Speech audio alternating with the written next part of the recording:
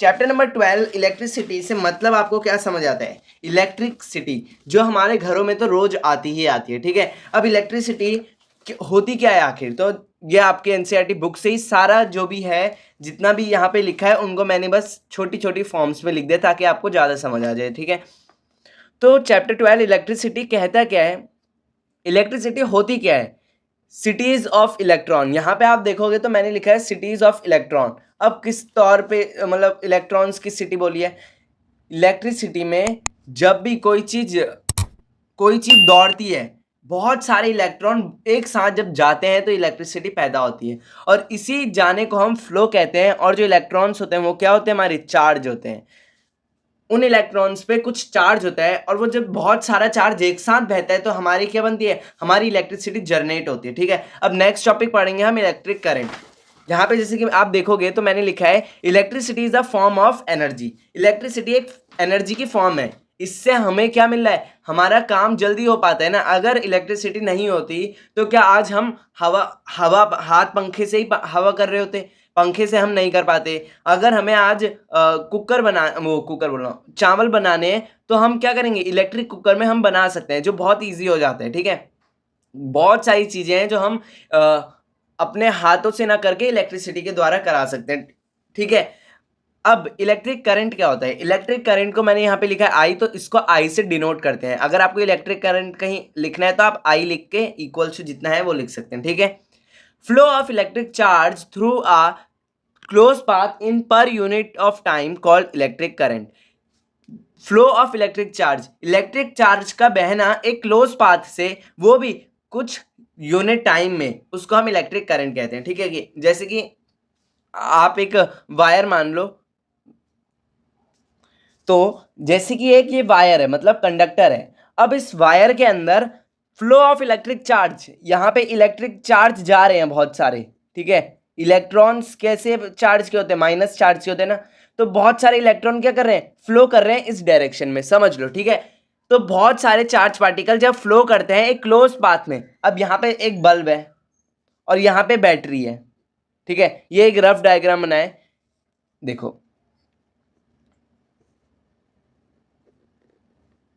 अब आएगा आपको समझ। देखो, ये बल्ब को जलाना है तो इसके अंदर ये वायर है, यहां से बहुत सारे इलेक्ट्रॉन क्या कर रहे हैं? मूव कर रहे हैं, ऐसे जा रहे हैं, ठीक है। अब ये पूरा एक क्लोज पाथ ही तो है। यहां कहीं पे आपको कोई वायर ब्रेक दिखाई दे रही है? जैसे कि अगर मैं यहां पे देखूं तो यहां पे मेरी जो इलेक्ट्रिसिटी है वो पास नहीं हो पाएगी। ये बल्ब मतलब जलेगा नहीं, क्योंकि यहाँ पे क्या है? ये ब्रेक हो रखी है, ठीक है।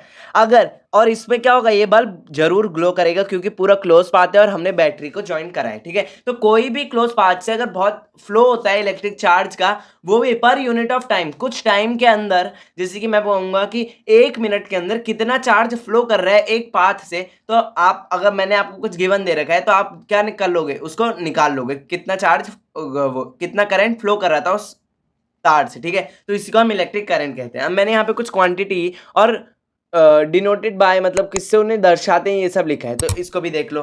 इलेक्ट्रिक करंट को आई से दर्शाते हैं और इसकी यूनिट होती है एम्पियर। इलेक्ट्रिक करंट आपने सुना होगा कि आपके घर पे कितने मतलब एम्पियर में देखते हैं ना।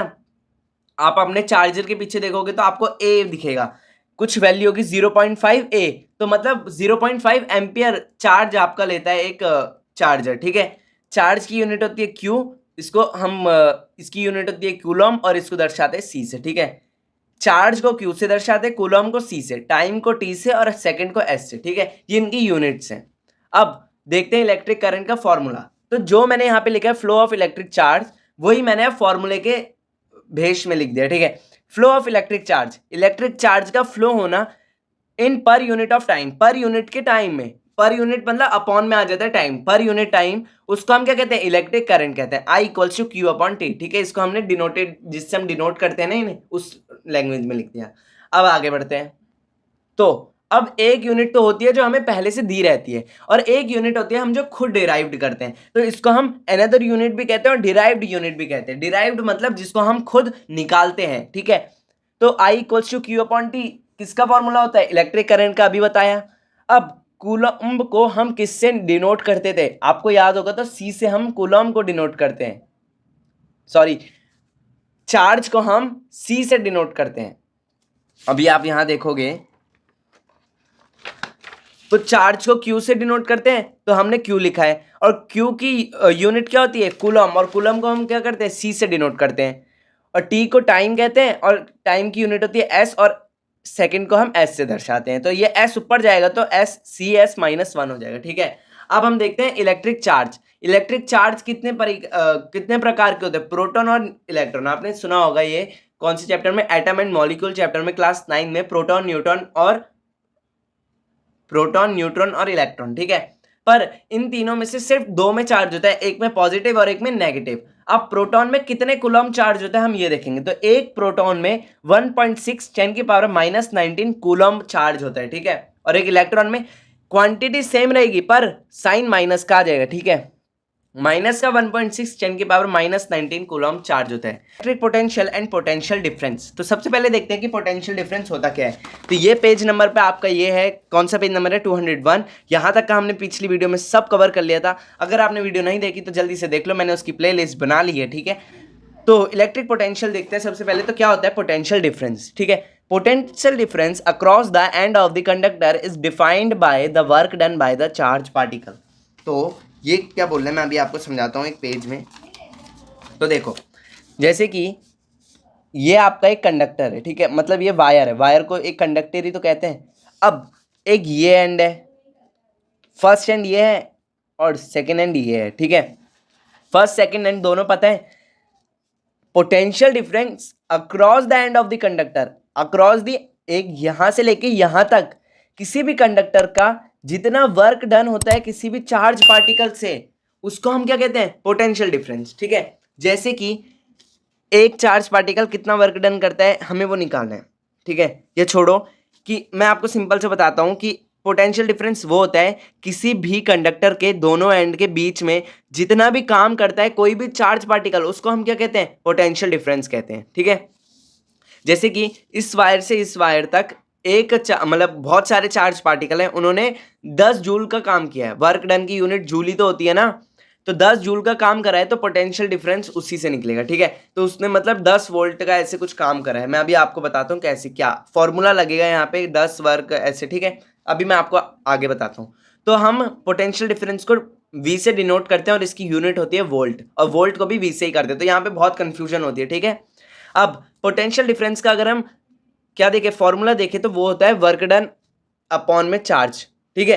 देखो ये शब्दों की भाषा है, शब्दों की भाषा है, और ये क्या है, फॉर्मूले की भाषा। सेम लिखा है, potential difference across the conductor, across the end of the conductor, work done by the charge particle are called potential difference. Work done कितना करा है किसी भी चार्ज पार्टिकल्स ने, उसको हम क्या कहते हैं, पोटेंशियल डिफरेंस। तो इसका वर्क डन को हम W से डिनोट करते हैं और चार्ज को मैंने पहली वीडियो में बताया था Q से, ठीक है। V = WQ। अब मैंने आपको पहले बताया था कि एक तो यूनिट होती है जो पहले से होती है, जैसे कि हमारी यहाँ है वोल्ट, और एक होती है डिराइव्ड यूनिट जो हम खुद डिराइव करते हैं। तो पहले सबसे पहले आप यहाँ पे ये लिख लेंगे फॉर्मूला, फिर एक ऐसे लिख के, W की यूनिट क्या होती है, जूल, ठीक है। Q की यूनिट क्या होती है, कूलॉम्ब। बस आपका इतना ही काम था। अब V लिखना है, यहाँ J लगाना है और यहाँ लगाना है C। तो ये क्या बन जाएगा, ये ऊपर जाएगा तो JC -1। तो एक यूनिट हमारी ये आ गई, ठीक है। JC -1 हमारी क्या होती है, दूसरी यूनिट होती है किसी भी, मतलब पोटेंशियल डिफरेंस की दूसरी यूनिट JC -1। तो सबसे ज्यादा क्वेश्चन पूछे जाने वाला पेपर में वो है डिफाइन 1 वोल्ट। ऐसी और भी होते हैं जैसे डिफाइन 1 एम्पियर, डिफाइन 1 कूलम, ऐसे बहुत सारे क्वेश्चन बन जाते हैं। तो इसमें आपको सबसे पहले एक चीज याद होनी चाहिए, वो है फॉर्मूला जो आपने याद करा है, जैसे कि अभी मैंने आपको बताया था। तो अगर मेरे को 1 वोल्ट करना है तो मेरे को क्या करना होगा। तो आप सोच रहे होंगे कि 1 वोल्ट क्या होगा यार, मतलब अगर सिर्फ मेरे को 1 वोल्ट लाना है तो मैं क्या करूंगा, वर्क डन को भी 1 कर दूंगा और चार्ज को भी 1 कर दूंगा।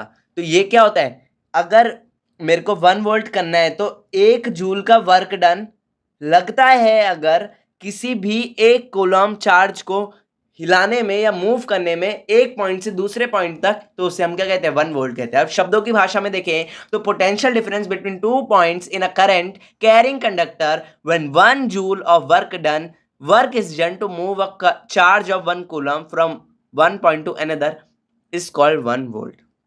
या फिर लिख सकते हैं then we say that 1 volt is done.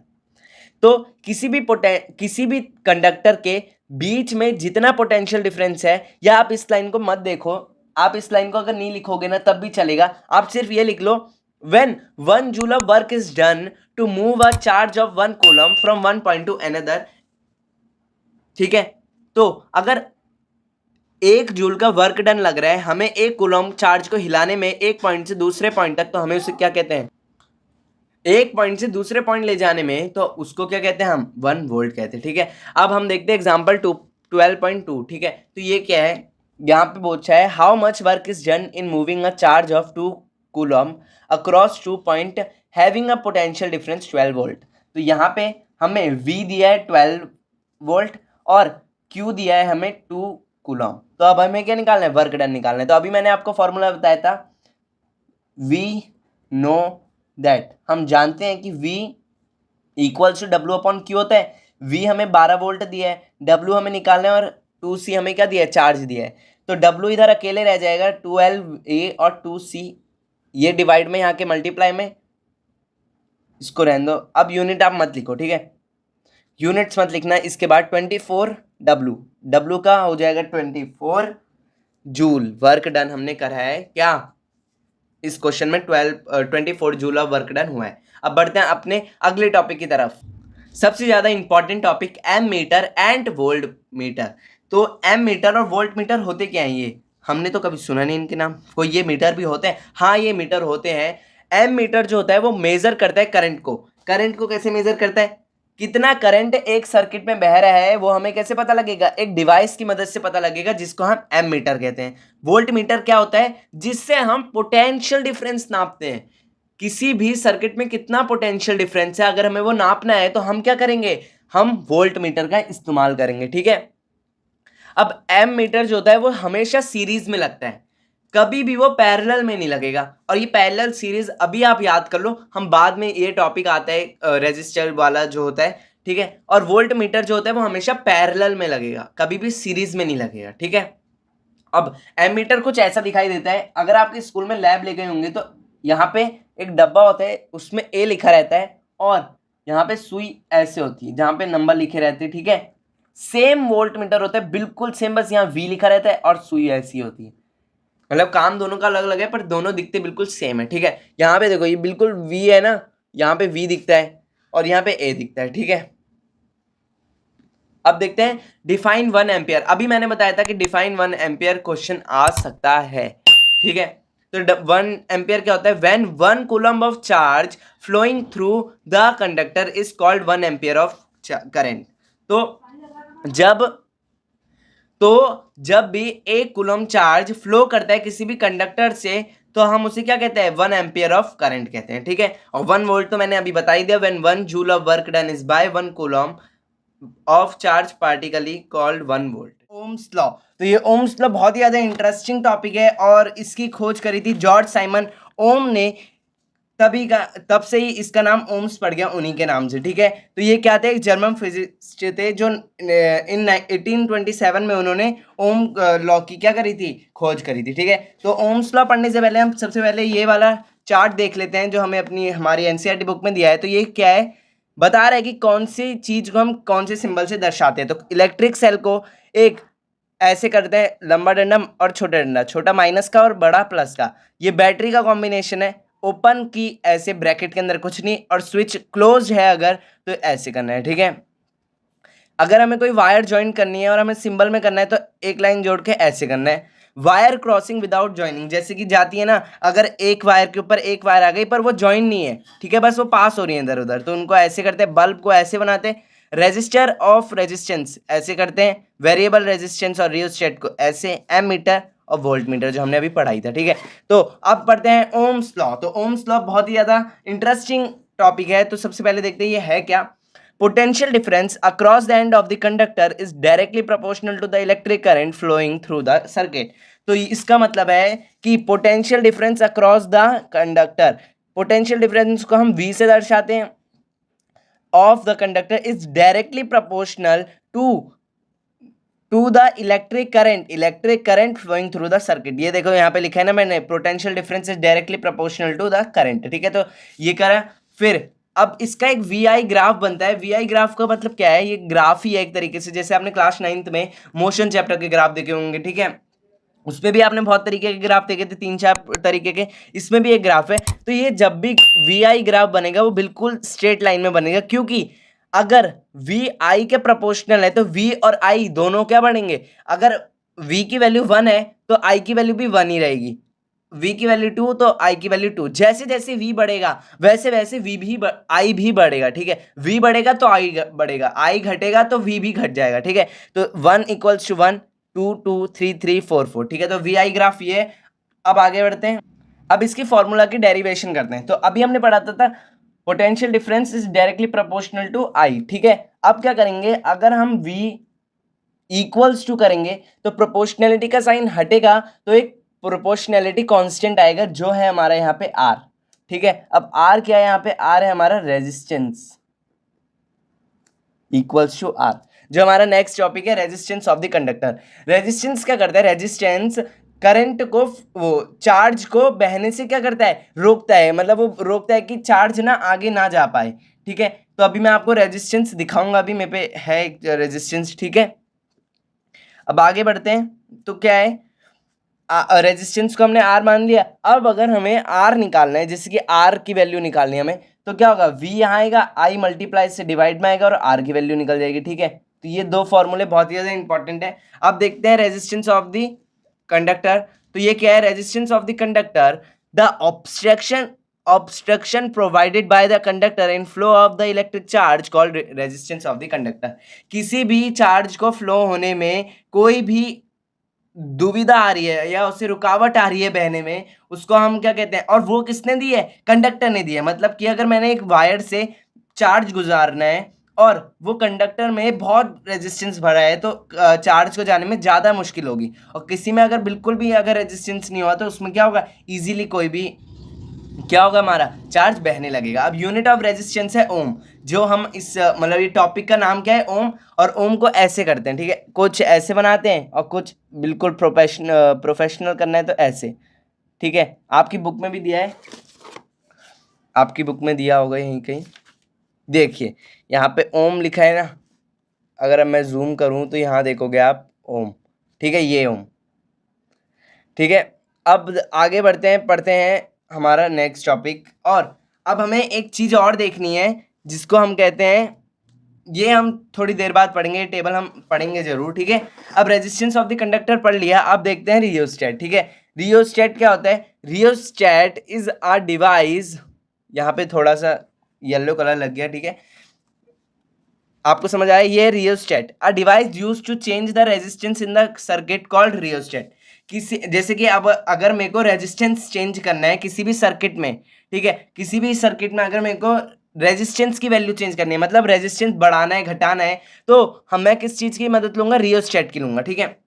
और ये क्या होता है, a component used to regulate current without changing the voltage source is used variable resistance, is used in variable resistance. जैसे कि अभी हमने एक फॉर्मूला पढ़ा था, ठीक है। तो इसका मतलब क्या है कि R जो है वो डायरेक्टली प्रोपोर्शनल है V के और इनडायरेक्टली प्रोपोर्शनल है I के। अगर R बढ़ेगा तो क्या बढ़ेगा, हमारी वोल्टेज भी बढ़ेगी, वो पोटेंशियल डिफरेंस भी बढ़ेगा, ठीक है। और अगर R बढ़ेगा तो I गिरेगा। अभी हमने क्या पढ़ा, अगर हमने रेजिस्टेंस बढ़ाया तो वैल्यू ऑफ या अमाउंट ऑफ चार्ज क्या होगा, कमी तो होगा। अगर ये बढ़ेगा ये घटेगा, अगर हमारा R बढ़ेगा तो हमारा पोटेंशियल डिफरेंस भी ज़्यादा होगा, ठीक है। अब यहाँ पे क्या लिखा है, अब यहाँ पे है कि मेरे को ना चार्ज तो बढ़ाना है, मतलब सॉरी रेजिस्टेंस तो बढ़ाना है, पर वोल्टेज को चेंज नहीं करना, ठीक है। मेरे को वोल्टेज को, जैसे हमारे घर में कितने वोल्टेज की सप्लाई आती है, 220 की वोल्टेज आती है हमारे पूरे घर में, मतलब पूरे हमारे जो भी इलेक्ट्रिसिटी डिपार्टमेंट से 220 वोल्टेज आती है, ठीक है। मैंने बताया था ना पोटेंशियल डिफरेंस की यूनिट वोल्टेज होती है, ठीक है। तो वो पोटेंशियल डिफरेंस तो सेम ही रहेगा, ठीक है। पोटेंशियल डिफरेंस सेम ही रहना चाहिए क्योंकि 2220 ही तो आ रहा है। अब मैं रेजिस्टेंस को बढ़ाना चाहता हूँ बस, और रेजिस्टेंस को बढ़ाना चाहता हूँ, पर वी को कोई फर्क नहीं पड़ना चाहिए क्योंकि अगर मैंने आर को बढ़ाया तो वी भी बढ़ेगा। तो इसलिए कि वोल्टेज पे कोई फर्क ना पड़े पर हम रेजिस्टेंस को बढ़ा या घटा सके, इसलिए एक चीज बनाई गई जिसको हम आज क्या पढ़ते हैं, रियोस्टेट पढ़ते हैं। अभी आप अपनी स्क्रीन पे देखोगे तो रियोस्टेट की एक फोटो भी दिख रही होगी, ठीक है। तो इसको हम वेरिएबल रेजिस्टेंस भी कहते हैं। अब मैं आपको रेजिस्टेंस ऑफ द कंडक्टर दिखाता हूँ। तो अभी आपकी जो स्क्रीन पे दिख रहा है ये ग्रीन कलर का, रुको मैं आपको दिखाता हूँ।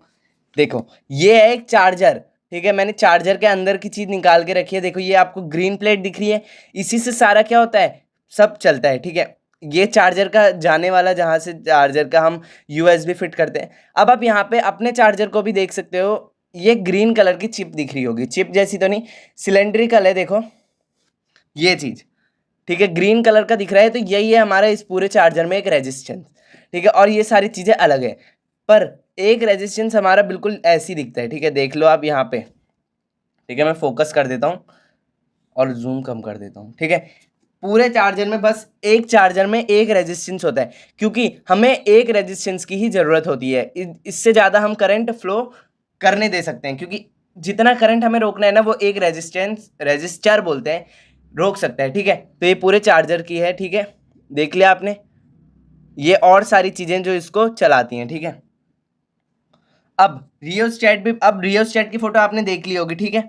अब बढ़ते हैं आगे अपने नेक्स्ट टॉपिक की तरफ।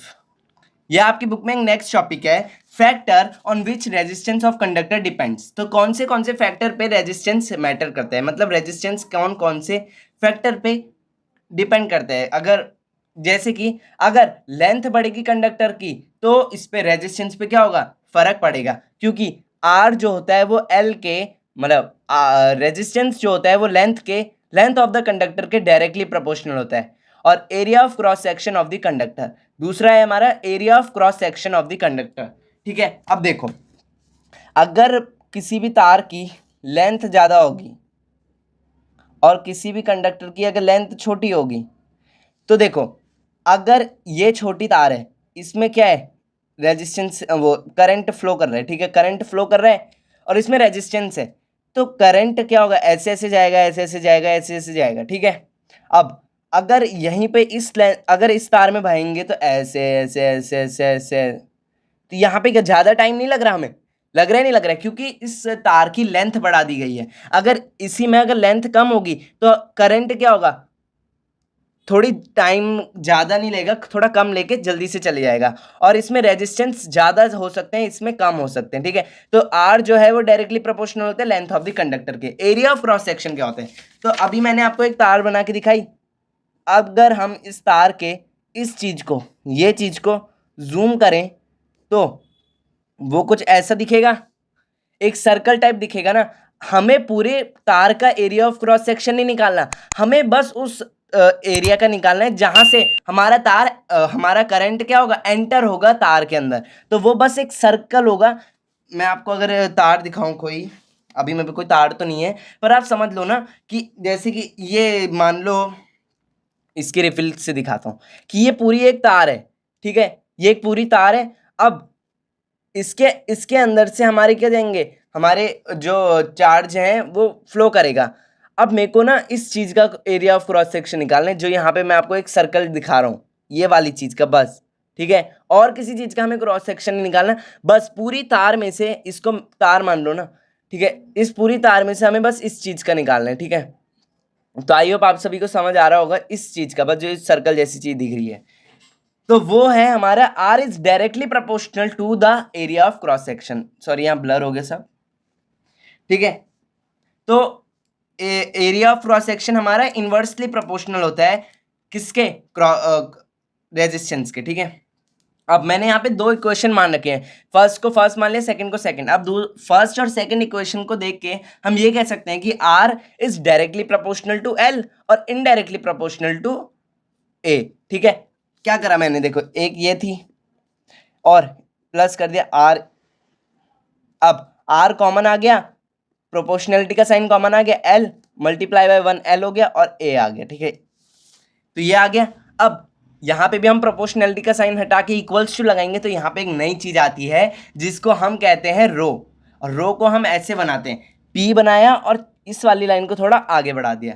ये एक प्रोपोर्शनैलिटी का कांस्टेंट है और इसका असली नाम रेजिस्टिविटी है। रो इसको हम बस जैसे कि ए को हम ए कहते हैं ना, अगर कोई बोले कि ये क्या है तो आप क्या बोलोगे, ये क्या है, ए है। वैसे ही अगर कोई बोले ये है क्या है तो ये आप बोलोगे रो है। रो एक ग्रीक भाषा में इस्तेमाल होने वाला क्या है, अल्फाबेट मान लो, ठीक है। पर इसका असली नाम क्या है, रेजिस्टिविटी। जैसे कि हमने ये क्या है, वैसे तो आर है ना ये, पर हमने यहाँ पे क्या माना है, इसे रेजिस्टेंस माना है। अब रेजिस्टिविटी क्या होता है, nature of the material. Nature of the material ये क्या है भाई साहब, नेचर ऑफ द मटेरियल मतलब कि वो मटेरियल है कैसा, वो कितना चार्ज फ्लो होने देगा, उसमें कितनी रेजिस्टिविटी है, बहुत सारी चीज़ें, उसकी लेंथ कैसी है, उसका एरिया ऑफ क्रॉस सेक्शन कैसा है। तो हमने भी आर का फॉर्मूला निकाल तो लिया, R equals to rho upon में रो एल अपॉन में ए, ठीक है। अगर आपको इसको याद करने का सबसे सिंपल तरीका चाहिए ना, वो है आर इक्वल्स टू रो ले।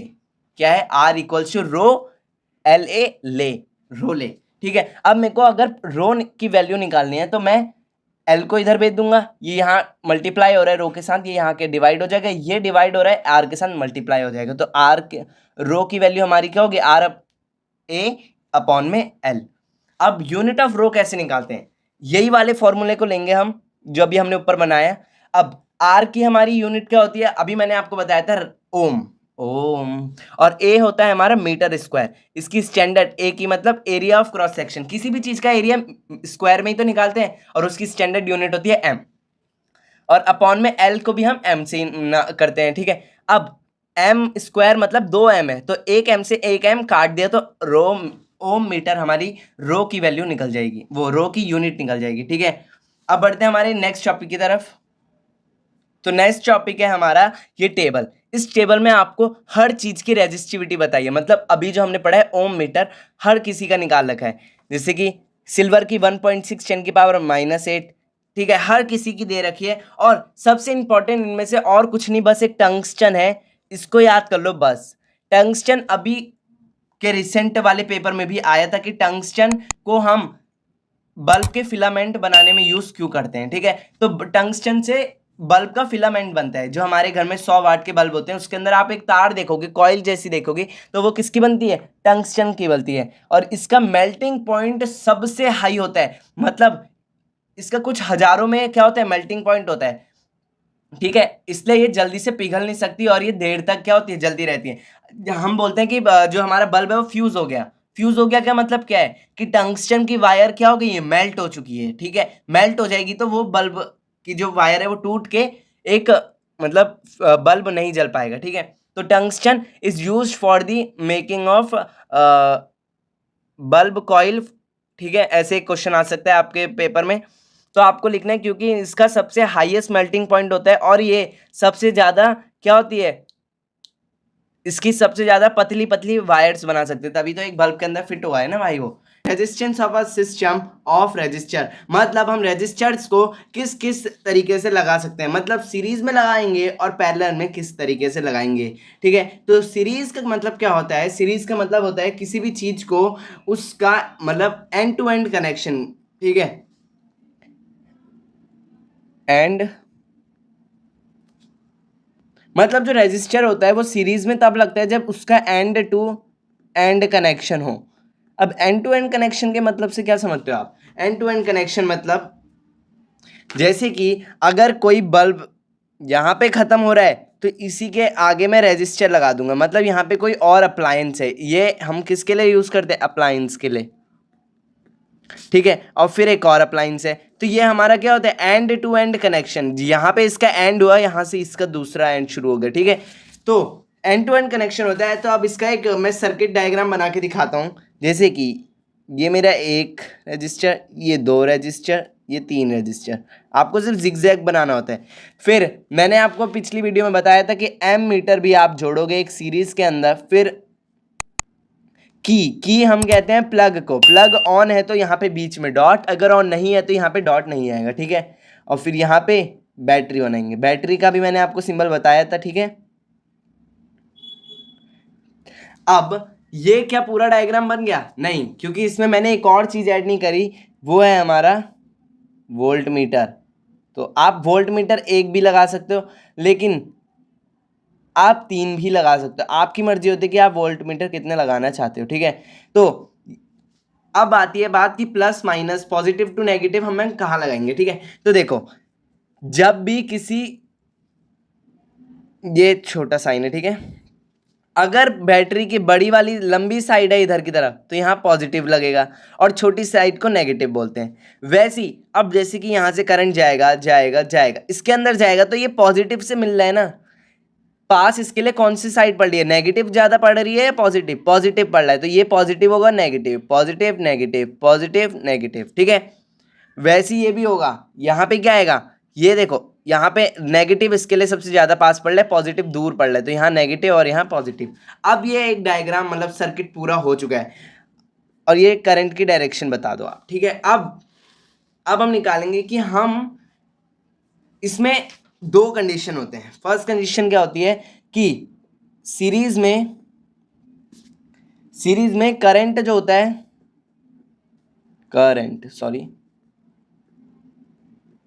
वो सेम होता है, और जो पोटेंशियल डिफरेंस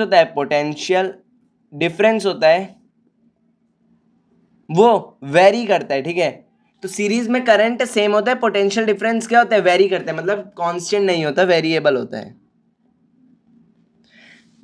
अब हमें अगर करंट सेम दे रखा है, मतलब कि आई तो हमारा सेम है, ये रेजिस्टर 1 है, ये 2 है और ये 3 है, तो 1 2 3, ठीक है, 1 2 3, इनको मार्क कर लेना है, ठीक है। अब ये कंप्लीट हो गया, तो हमें निकालना है कि टोटल रेजिस्टेंस कितना होगा इस पूरे सर्किट में, मतलब इसको भी निकालना है, इसकी भी वैल्यू और इसकी भी वैल्यू, फिर इन सबको प्लस कर देना है। तो मैंने आपको अभी बताया कि इसमें आई बिल्कुल सेम होता है पर पोटेंशियल डिफरेंस डिफरेंट होता है, तो हम लगाएंगे VT। अब यहाँ V किसके लिए यूज हो रहा है, V यहाँ किसके लिए यूज हो रहा है, वोल्टेज के लिए, वोल्ट मीटर लगाए ना हमने यहाँ पे, तो इसके लिए हम लिखेंगे V1, VT लिखेंगे, V टोटल मतलब potential difference total, V1 plus V2 plus V3। अब हमने ओम्स लॉ पढ़ा है, तो V जो होता है वो हमारा IR के बराबर होता है, तो हम V को IR भी लिख सकते हैं, ठीक है, और IR1 IR2 प्लस IR3, ठीक है।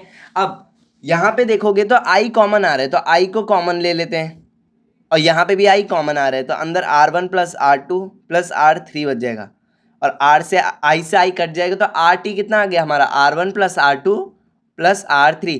अगर हमें RT निकालना है तो हमें इन तीनों को क्या कर देना है, प्लस कर देना है, इन तीनों रेजिस्टेंस की हमें वैल्यूज को प्लस कर देना है। जैसे कि इसकी 5 15 और 20 दे रखी है, क्या वैल्यू दे रखी है, 5 15 20, तो 20 15 कितना होगा, 35, और 35 5 40, मतलब टोटल रेजिस्टेंस इसमें 40 ओम का है, ठीक है। तो ये वाला टॉपिक यहीं पे खत्म होता है। अब हम देखते हैं रेजिस्टर इन पैरेलल। अब रेजिस्टर इन पैरेलल देखेंगे तो इसका डायग्राम ऐसा कुछ बनेगा, मतलब कि पैरेलल का मतलब आप क्या समझते हैं, पैरेलल मतलब एक दूसरे के बिल्कुल, मतलब ये वाला डायग्राम हमने ऐसे बनाया था, अब हमारा डायग्राम बनेगा कुछ ऐसे, ये हमारे 3 अप्लायंस है, और ये फिर नीचे जाके ये सब, मतलब ये तो रफ डायग्राम है, ठीक है। तो हमारी पैरेलल रेजिस्टेंस ऐसे लगेंगे, अब ऐसे नहीं लगेंगे, अब सीधा ऐसे लगेंगे, ठीक है। तो इसका डायग्राम बनाएंगे हम, तो यहाँ पे आ जाएगी एक रेजिस्टर, दूसरा रेजिस्टर, तीसरा रेजिस्टर, ठीक है। इन सबको अब एक पॉइंट से दोबारा ज्वाइन कर देंगे, फिर यहाँ पे आएगा हमारा एमीटर, फिर यहाँ से हमारा एक प्लग जुड़ेगा, प्लग को हम ऐसे डिनोट करेंगे, फिर हमारा एक, ये छोटा है बड़ा,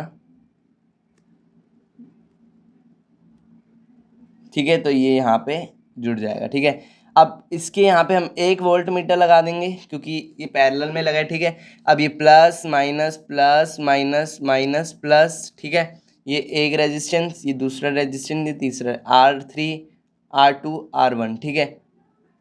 ये हमारा डायग्राम बन गया। अब क्या करेंगे हम, इसमें होती है कि करंट जो होता है, करंट क्या होता है, वो डिफरेंट होता है, मतलब वेरी करता है, और पोटेंशियल डिफरेंस सेम होता है, ठीक है, ये याद रहेगा आपको। अब करंट सेम है और पोटेंशियल डिफरेंस अगर अलग होगा तो हम क्या करेंगे, हम अब दोबारा वही फॉर्मूला लगाएंगे। अब हमें यहाँ पे हमें निकालना है करंट क्या कितना है, करंट तो I1 हो जाएगा, ये I2 I3, ठीक है। अब हमें I टोटल निकालना है ना, तो I1 को प्लस कर देंगे, R2 को प्लस I2 को प्लस कर देंगे, R3 को प्लस I, ठीक है। अब ओम्स लॉ कहता है V इक्वल्स टू IR, अगर हमें I की वैल्यू निकालनी है तो VR हो जाएगा, ठीक है। तो अब हम I की वैल्यू यहाँ डालेंगे VRT VR1 plus VR2 plus VR3। अब यहाँ पोटेंशियल डिफरेंस सेम है, हमें यहाँ पे पोटेंशियल डिफरेंस तो सेम दे रखा है, मतलब V हमारा क्या है ऊपर का बिल्कुल सेम है, तो हम यहाँ पे भी V को कॉमन ले लेंगे और यहाँ पे भी V को कॉमन ले लेंगे। तो यहाँ पे V कॉमन लेंगे तो 1/R1 1/R2 1/R3 बचेगा, V से भी कट जाएगा तो हमारा क्या आएगा IRT, मतलब टोटल रेजिस्टेंस आएगा हमारा 1/R1 plus 1/R2 plus 1/R3।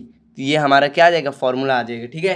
तो आई होप आपको ये वाला पूरा फॉर्मूला अच्छी तरह समझ आएगा। फॉर्मूला तो क्या मतलब ये डेरिवेशन ही है और ये पेपर में आ सकती है 2-3 नंबर में, तो इसको आप करके जरूर आइएगा, ठीक है। यहाँ पे मच्छर बहुत हो गए, सॉरी, ठीक है। अब ऑलमोस्ट आखिरी जो टॉपिक्स हैं उन पे heating effect of electric current, तो ये बहुत ही ज़्यादा इंपॉर्टेंट मतलब जो है हमारा टॉपिक है। तो ये वाला टॉपिक आपके पेज नंबर 216 पे हो जाएगा।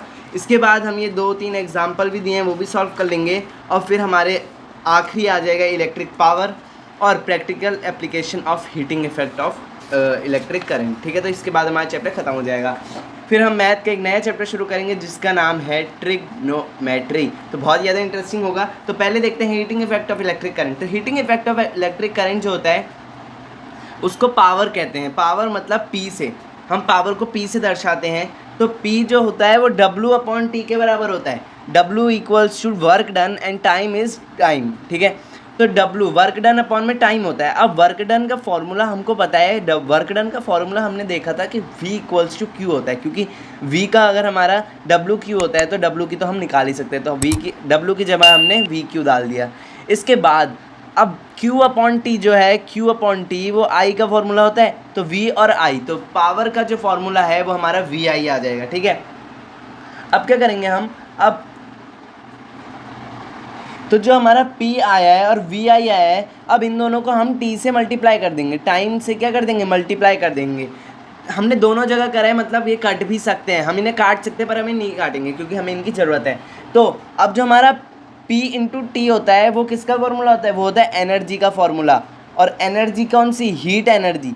देखो एनर्जी जो भी होती है ना, सारी एनर्जी का फॉर्मूला एक ही होता है, ठीक है। जैसे कि potential difference, potential energy, kinetic energy, heating energy, light energy, इन सब का एक ही फॉर्मूला होता है और इन सब की एक ही यूनिट भी होती है, ठीक है। तो P इंटू T हमारे H के बराबर आ जाएगा। H मतलब हीटिंग आ जाएगा, VIT, ठीक है। अब H,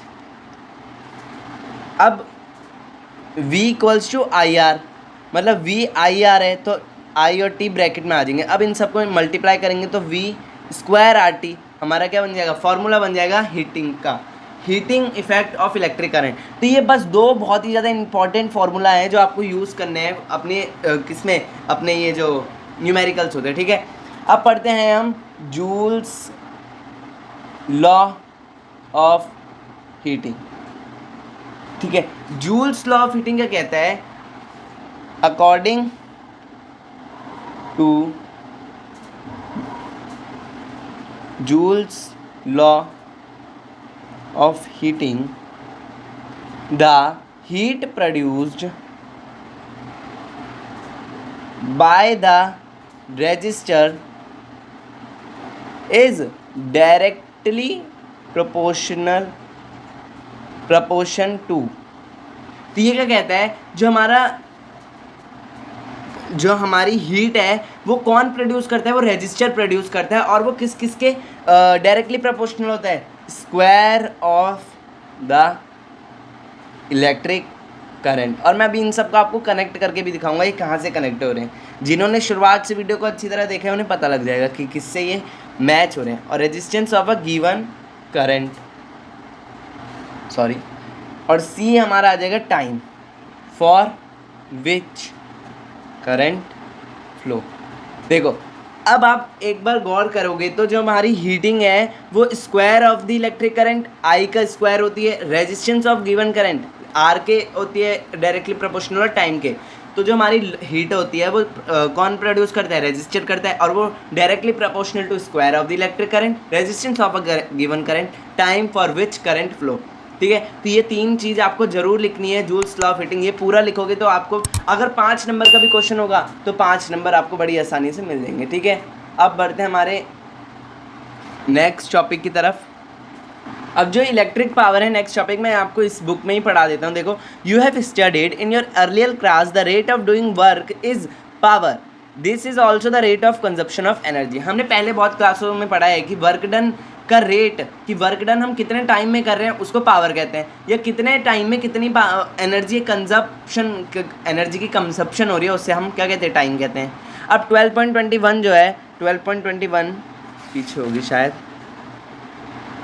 ये देखो 12.21 जो है H equals to I square T give the rate of electric energies dissipated और consumed in a electric circuit, this is all termed as electric power, the P is given by. तो ये क्या कह रहे हैं, जैसे अभी मैंने आपको पहले बताया कि रेट ऑफ इलेक्ट्रिक एनर्जी, कितनी एनर्जी कितने टाइम में जा रही है उसको भी हम क्या कहते हैं, इलेक्ट्रिक पावर कहते हैं। जैसे कि अभी मैंने आपको बताया, तो वो क्या है, ये फॉर्मूला पावर का ही है, क्योंकि हीटिंग भी एक पावर है और मतलब हीटिंग भी एक एनर्जी है और पावर भी एक एनर्जी है। अब P जो होता है वो VI के बराबर होता है, तो इसका फॉर्मूला है।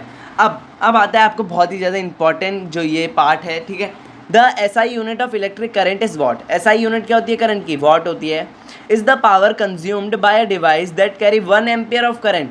अगर कोई पावर कंज्यूम कर रहा है, कोई डिवाइस पावर कंज्यूम कर रहा है 1 एम्पियर का, when operated at a difference potential difference of 1 volt, अगर कोई भी डिवाइस 1 एम्पियर का पावर ले रहा है, 1 वोल्ट का 1 वोल्टेज का क्या पोटेंशियल डिफरेंस ऑपरेट कर रहा है, मतलब बना रहा है, तो हम कहेंगे कि वो क्या है, 1 वॉट है। ठीक है, हमने पढ़ा था ना पहले भी, तो 1 वॉट कितना होता है, 1 वोल्ट और 1 एम्पियर के बराबर। ठीक है, तो मल्टीप्लाई कर देंगे तो 1 वी है, मतलब पावर का VA भी हमारी क्या बन सकती है, एक यूनिट बन सकती है।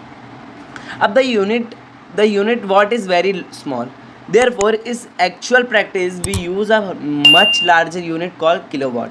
अब जो वॉट है ना वो छोटी यूनिट है। आप देखोगे कोई बैटरी 9 वोल्ट की होती है या वॉट की, मतलब वॉट पावर होती है, मतलब छोटी पावर होती है, लेकिन इससे बड़ी भी होती है जिसको हम किलोवाट कहते हैं, और ये किसके बराबर होता है, 1000 वॉट के बराबर। अब ये किलोवाट याद करने के लिए ना मैं आपको एक तरीका बताता हूँ। किलोवाट आपको याद करना है ना, तो जैसे कि KW होता है, एक 1 KW, हम इसको ऐसे लिखते हैं। तो 1 KW मतलब 1 K का मतलब क्या होता है, आप YouTube पे सब्सक्राइबर जाओगे तो मेरे भी आप जल्दी से 1000 करा दो, मैं बोल रहा हूँ। तो 1000 मतलब 1 K का मतलब क्या होता है, 1000। तो ठीक है, अभी मैंने आपको क्या पढ़ाया कि 1 किलोवाट कितने होते हैं, 1000 वोट के बराबर होते हैं। मैंने तरीका आपको बता दिया। ठीक है, तो since electric energy is produced of power and time, the unit of electric energy is therefore watt hour, मतलब WH क्या होती है, हमारी पावर की यूनिट होती है। 1 watt hour is energy consumed when 1 kilowatt hour commonly known as unit. अब देखो, अब यहाँ पे थोड़ा सीखने वाली बात आ चुकी है। 1 किलोवाट पढ़ेंगे हम, वॉट आर, ठीक है, सॉरी। तो देखो, वॉट और टाइम पावर की यूनिट होती है। पावर इक्वल्स टू वॉट, तो वॉट ही है। टाइम को हम क्या लिखते हैं, आर में लिख सकते हैं। तो वॉट आर हमारी P की यूनिट बन जाती है। ठीक है, अब अगर मैं किलोवाट की यूनिट निकालूँ, P 1 kilowatt into hour, 1 kilowatt hour, तो ये हमारी क्या बन जाती है, P की वैल्यू अगर किलोवाट आर, मतलब किलोवाट में हमारा क्या हो रहा है, एनर्जी की कंजप्शन हो रही है। ठीक है, अब 1 किलोवाट आर में हमारे कितने जूल्स होते हैं ये निकालने की हम कोशिश करते हैं। तो देखो, 1 किलोवाट मतलब 1000 वाट, 1 घंटे में कितने सेकंड होते हैं, 3600 सेकंड होते हैं। ठीक है, अब इन सबको मल्टीप्लाई करेंगे तो यहाँ पे आ जाएगा 3.6 10 की पावर 6 वाट सेकंड। अब ये कैसे आया, मैं अभी बताता हूँ भाई, रुको जरा सब्र करो।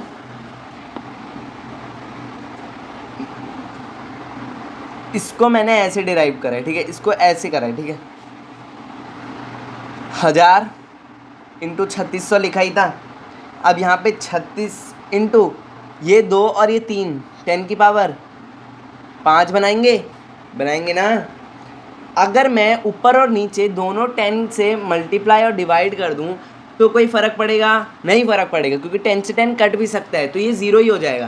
पर मैं इन 10 से 10 नहीं काटूंगा और ये हो जाएगा 3.6 और 10 की पावर 6 वॉट सेकेंड। ठीक है, तो ऐसे निकलती है हमारी यूनिट। तो ये पूरी डेरिवेशन करके आना, ठीक है।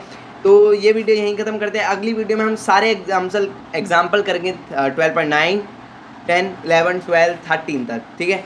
तो अगली वीडियो को भी देखना, तब तक take care of your and your family, bye bye.